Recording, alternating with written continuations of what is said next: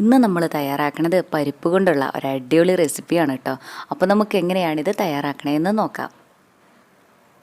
ഇതിനായിട്ട് ഒരു പാത്രത്തിലേക്ക് ഇട്ട് കൊടുക്കുന്നത് 1/4 കപ്പ് പരിപ്പാണ്, നമ്മുടെ സാമ്പാർ പരിപ്പ്. ഇതിനി നല്ലപോലെ ഒന്ന് കഴുകിയെടുത്ത ശേഷം അരമണിക്കൂർ നേരം കുതിരാനായിട്ടൊന്ന് മാറ്റി വയ്ക്കാം. അരമണിക്കൂറൊക്കെ കഴിഞ്ഞപ്പോൾ ഇതാ കണ്ടില്ലേ, നമ്മുടെ പരിപ്പൊക്കെ നമുക്ക് നന്നായി തന്നെ കുതിർന്ന് കിട്ടിയിട്ടില്ലേ.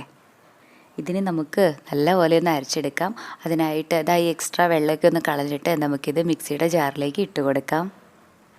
ഒപ്പം തന്നെ എരിവിന് ആവശ്യത്തിനുള്ള പച്ചമുളകും ഇതാ കണ്ടില്ലേ, ചെറിയ 5 കഷ്ണം ഇഞ്ചിയും ആവശ്യത്തിനുള്ള ഉപ്പുമാണ് ചേർത്ത് കൊടുക്കുന്നത്. ഇനി ഇതിലേക്ക് 3 ടേബിൾ സ്പൂൺ വെള്ളം കൂടി ഒഴിച്ചിട്ട് നല്ലപോലെ ഇതൊന്ന് അരച്ചെടുക്കാം. ഈ പരിപ്പൊക്കെ അരച്ചെടുക്കാനായിട്ട് ഒത്തിരി വെള്ളം ഒന്നും ചേർത്ത് കൊടുക്കരുത്. നമുക്ക് ഈ പരിപ്പൊക്കെ നല്ലപോലെ ഒന്ന് അരഞ്ഞു കിട്ടാൻ പാകത്തിനുള്ള വെള്ളം മാത്രം മതി കേട്ടോ. ഇപ്പോൾ നമ്മുടെ പരിപ്പൊക്കെ നമുക്ക് നന്നായി തന്നെ അരഞ്ഞു കിട്ടിയിട്ടുണ്ട്.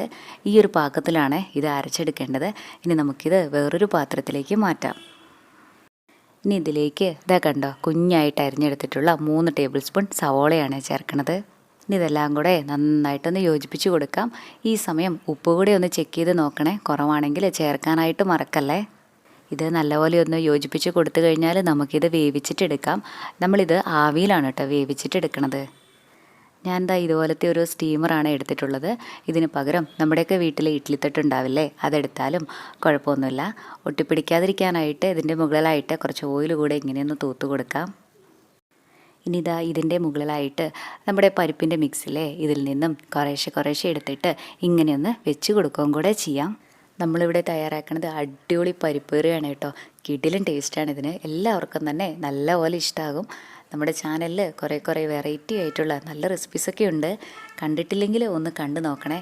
അതുപോലെ നമ്മുടെ ഈ ചാനൽ ആദ്യമായിട്ടാണ് കാണണതെങ്കിൽ സബ്സ്ക്രൈബ് ചെയ്യാനും മറക്കല്ലേ. നമ്മുടെ ഈ പരിപ്പിൻ്റെ മിക്സ് കുറച്ച് കൂടുതലായിട്ടുണ്ട്. മുഴുവനും ഇതിനകത്ത് വെച്ച് കൊടുക്കാനായിട്ട് തികയില്ല. ഞാൻ ബാക്കിയുള്ളത് ചെറിയൊരു സ്റ്റീമറിൽ കൂടെ വെച്ച് കൊടുക്കുന്നുണ്ട് കേട്ടോ.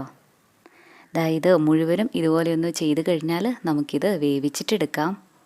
ലോ ടു മീഡിയം ഫ്ലെയിമിലാണ് വെക്കണത്. 10 മിനിറ്റൊക്കെ ആകണ സമയത്ത് നമുക്കിത് നല്ലപോലെ വെന്ത് കിട്ടിയിട്ടുണ്ടാവും. ഇപ്പോൾ ഇത് നന്നായി തന്നെ വെന്തിട്ടുണ്ട്. ഇനി നമുക്ക് ഫ്ലെയിം ഓഫ് ചെയ്യാം. ഇതിൻ്റെ ചൂടൊക്കെ ചെറുതായിട്ടൊന്ന് പോയി കഴിയുന്ന സമയത്ത് ഫോർക്ക് വെച്ചിട്ട് ജസ്റ്റ് ഇങ്ങനെയൊന്ന് ആക്കി കൊടുത്താൽ മതി. പെട്ടെന്ന് തന്നെ നമുക്കിത് വിട്ട് കിട്ടും. ഇതിനിവിടെയൊന്ന് മാറ്റി വയ്ക്കാം.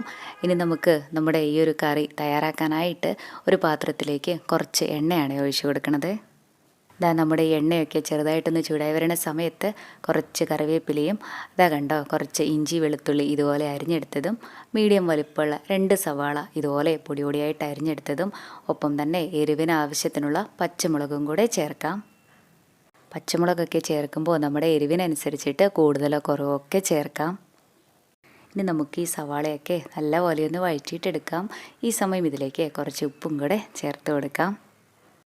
ഇനി നമുക്ക് സവാളയുടെ ഷെയ്ഡൊക്കെ ഒന്ന് മാറി വരണവരെ ഇളക്കി കൊടുത്തുകൊണ്ടേയിരിക്കാം. ഈ സമയം മീഡിയം ഫ്ലെയിമിൽ വെച്ചാലും കുഴപ്പമൊന്നുമില്ല. ഇപ്പോൾ നമ്മുടെ സവാളയുടെ ഷെയ്ഡൊക്കെ നല്ലപോലെ മാറി വന്നിട്ടില്ലേ. ഈ ഒരു പാകമായാൽ മതി കേട്ടോ. ഇനി ഇതിലേക്ക് ആവശ്യത്തിനുള്ള പൊടികളാണ് ചേർക്കണത്.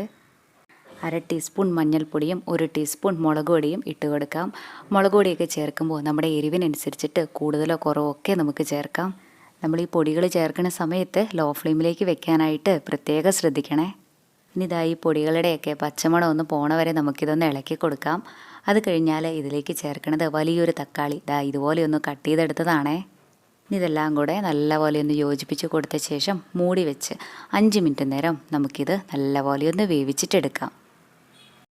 ഇപ്പോൾ നമ്മുടെ തക്കാളിയൊക്കെ നല്ലപോലെ വെന്തിട്ടുണ്ട്. ഇനി ഇതൊന്ന് ഉടച്ചു കൊടുക്കുകയും കൂടെ ചെയ്യാം. ഇനി ഇതിലേക്ക് 2 കപ്പ് ചൂടുവെള്ളം കൂടെ ഒഴിച്ചു കൊടുക്കാം. ഞാൻ കുറച്ച് കുറുകിയ പരുവത്തിലാണ് നമ്മുടെ ഈ ഒരു കറി തയ്യാറാക്കുന്നത്. നിങ്ങൾക്ക് നല്ല ചാറായിട്ടാണ് വേണ്ടതെങ്കിൽ ഈ സമയം കുറച്ച് കൂടുതലായിട്ട് വെള്ളം ചേർത്തോളൂ.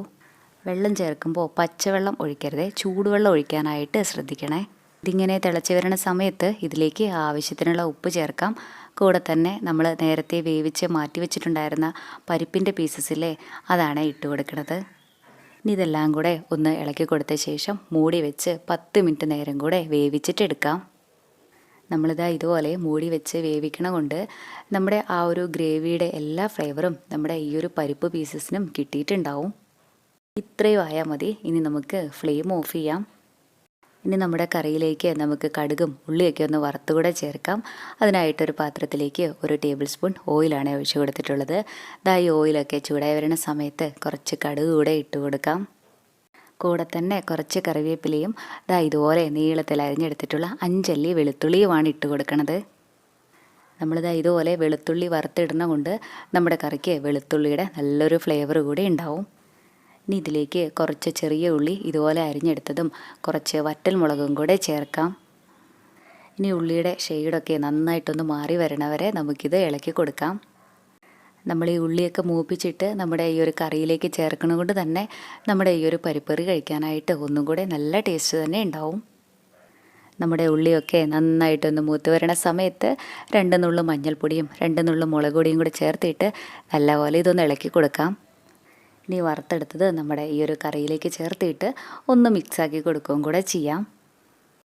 ഇനി നമ്മുടെ ഈ ഒരു കറിക്ക് നല്ലൊരു സ്മോക്കി ഫ്ലേവർ കൂടെ കിട്ടാനായിട്ട് ചെറിയൊരു സ്റ്റീൽ പാത്രമാണ് ഇതിൻ്റെ നടുവിലായിട്ട് വെച്ച് കൊടുക്കുന്നത്. ഇനി കത്തിച്ചെടുത്തിട്ടുള്ള ചാർക്കോളാണ് ഇതിൻ്റെ മുകളിലായിട്ട് വെച്ച് കൊടുക്കുന്നത്. ഒപ്പം തന്നെ കുറച്ച് എണ്ണയും കൂടെ ഇതിൻ്റെ മുകളിലായിട്ട് ഒഴിച്ച് കൊടുത്തിട്ട് നമുക്കിത് മൂടി വയ്ക്കാം. ഒത്തിരി സമയമൊന്നും വേണ്ട, നല്ല പുകയുണ്ടെങ്കിൽ 30 സെക്കൻഡ് തന്നെ മതിയാകും കേട്ടോ. നമ്മുടെ ഈ ഒരു അടപ്പിൽ ഹോളൊക്കെ ഉണ്ടെങ്കിൽ അത് അലുമിനിയം ഫോയിൽ വെച്ച് അടച്ചു കൊടുക്കാനായിട്ട് മറക്കല്ലേ. 30 സെക്കൻഡൊക്കെ ആകുമ്പം തന്നെ നമ്മുടെ ഈ ഒരു കറിക്കും നല്ലൊരു സ്മോക്കി ഫ്ലേവർ കൂടെ കിട്ടിയിട്ടുണ്ടാവും. ഇങ്ങനെ ചെയ്തിട്ട് നമ്മുടെ ഈ ഒരു കറി കഴിക്കാനായിട്ട് പ്രത്യേക രുചിയാണ്. ഇനി ഒരു 5 മിനിറ്റ് നേരം കൂടെ ഇതൊന്ന് മൂടി വയ്ക്കാം. ചോറിൻ്റെ കൂടെയോ ചപ്പാത്തിയുടെ കൂടെയോ പൂരിയുടെ കൂടെയോ അങ്ങനെ എന്തിൻ്റെ കൂടെ കഴിക്കാനും നല്ല കോമ്പിനേഷനാണിത്. നമ്മുടെയൊക്കെ വീട്ടിൽ എപ്പോഴും പരിപ്പ് കറിയൊക്കെ ഉണ്ടാക്കാറില്ലേ? നമ്മുടെ ആ ഒരു പരിപ്പ് കറിയുടെ ടേസ്റ്റ് അല്ല കേട്ടോ നമ്മുടെ ഈ ഒരു കറിക്ക്. ഇതിനൊരു പ്രത്യേക രുചി തന്നെയാണ്. ഇനി പരിപ്പ് കറിയൊക്കെ വെക്കണ സമയത്ത് ഒരു ചേഞ്ചിന് വേണ്ടിയിട്ട് ഇതുപോലെ ഒന്ന് ചെയ്ത് നോക്കണേ. എന്നിട്ട് അഭിപ്രായം പറയാനും മറക്കല്ലേ. താങ്ക്